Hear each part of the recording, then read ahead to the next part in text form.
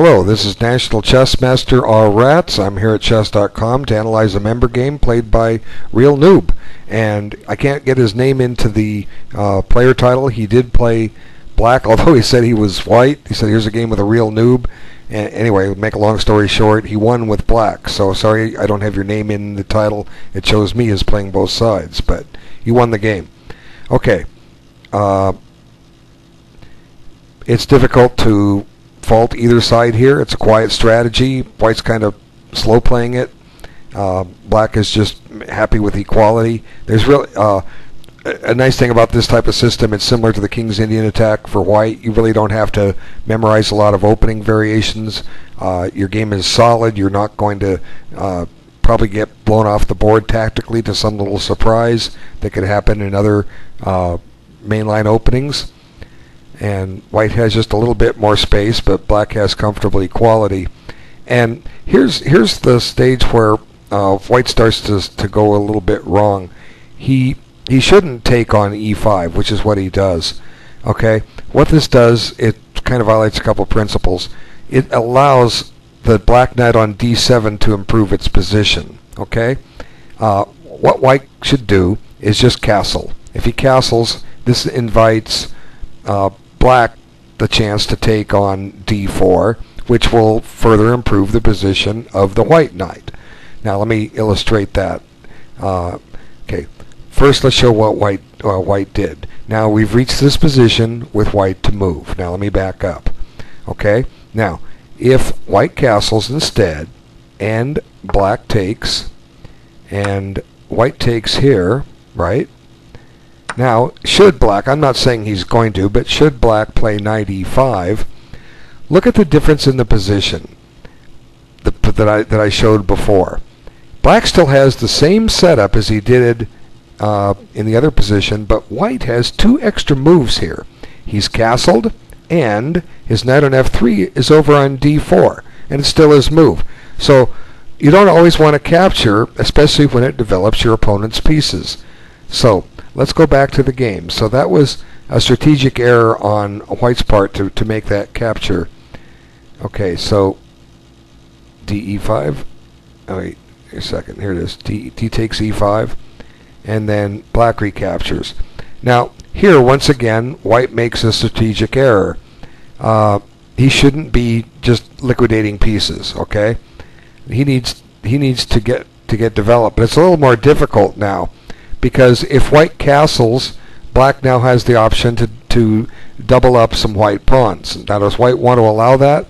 If he castles, he's going to have doubled f pawns, and it's also going to give black a queenside majority of pawns. So it's probably not something white wants to do. But who brought this on himself? White did. Now, what white could play in this position if he wanted was knight d4, right?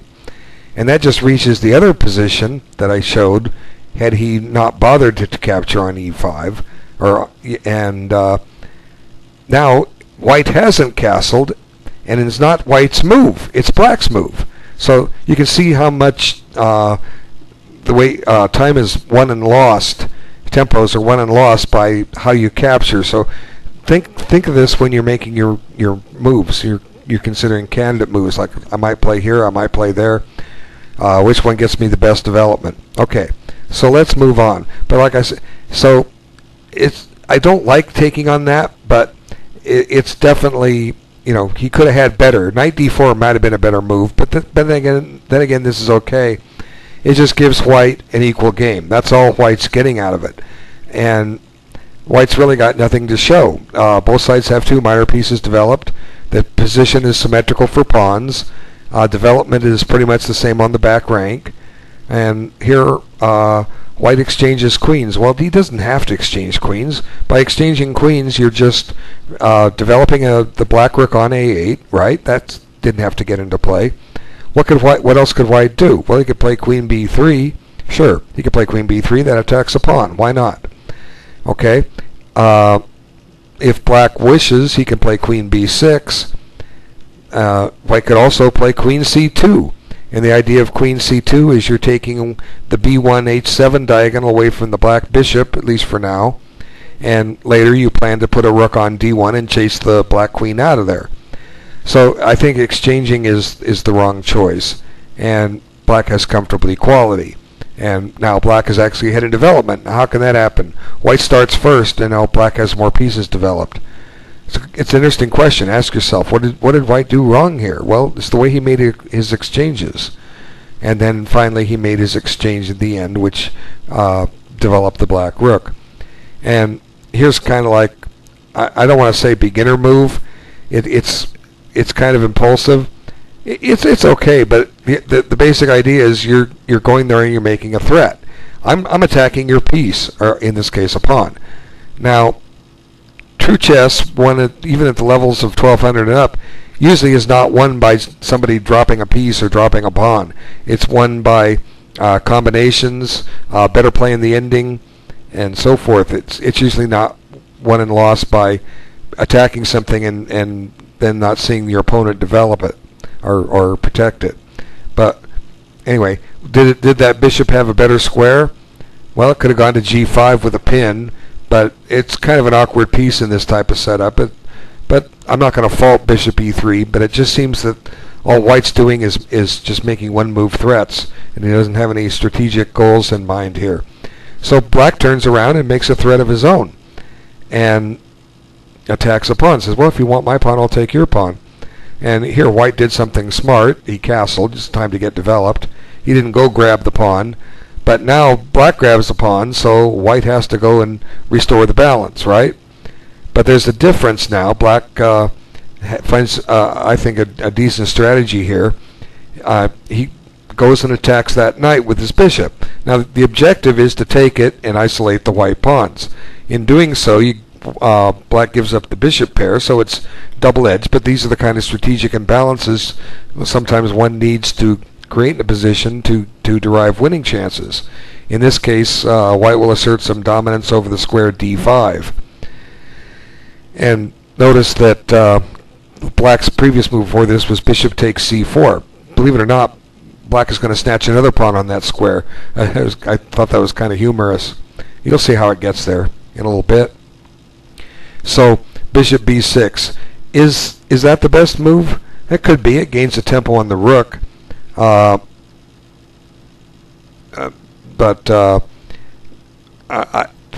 the future of that bishop? You know, it didn't really have a good squares to go to on the original diagonal it was on. At least right now it's decently posted because it's keeping black out of d8. So for now we'll say it's found a good square. But what should white do now? Because his game slowly but surely starts to fall apart. Here he sees that black has a threat. He wants to play bishop takes c3 and then take the pawn on e2 with the other bishop. And I suppose that's a legitimate threat that white needs to deal with. And how white deals with it is by tying a rook up to its defense. Now black steps in, or white steps into a pin. That knight on c3 is now pinned. Now what could black do? Well, let's talk about it for a second. Black needs to castle. He's got this pin, it's not going anywhere. And actually black went ahead and castled. He got that out of the way. And now white makes one of those peculiar moves I don't quite understand. a3. He plays a3, and to me, logically, it just doesn't make sense. Because, okay, black could have double pawns last move, but in a way, by castling, he's invited white to play a3, and he's accommodated him. But what should black really be, or white really be doing here? Finishing his development, okay? That's one thing I preach over and over again. Look at that rook on a1. Why isn't it developed? It's finally getting its chance now. But what's wrong with developing it? Can anyone tell me what's wrong with it? There's nothing wrong with it. Okay, but we have to be careful at the same time, because white sees a tactic. If he develops the rook, then black will take the knight and grab the a pawn, and white stopped his analysis there. But you know, in some cases we can afford to just give up that pawn if we get enough other play in the position.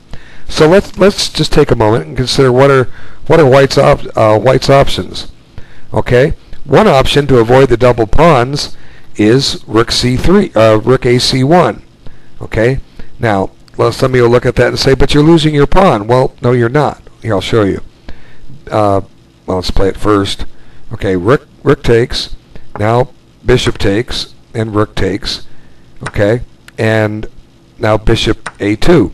Well, that bishop is in a little bit of hot water because now white hasn't won it yet. Black has some resources, but who wants to try to defend a position like this? I sure don't.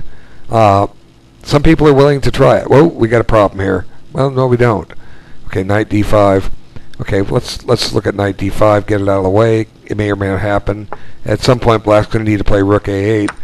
Okay, now he's got these center pawns, but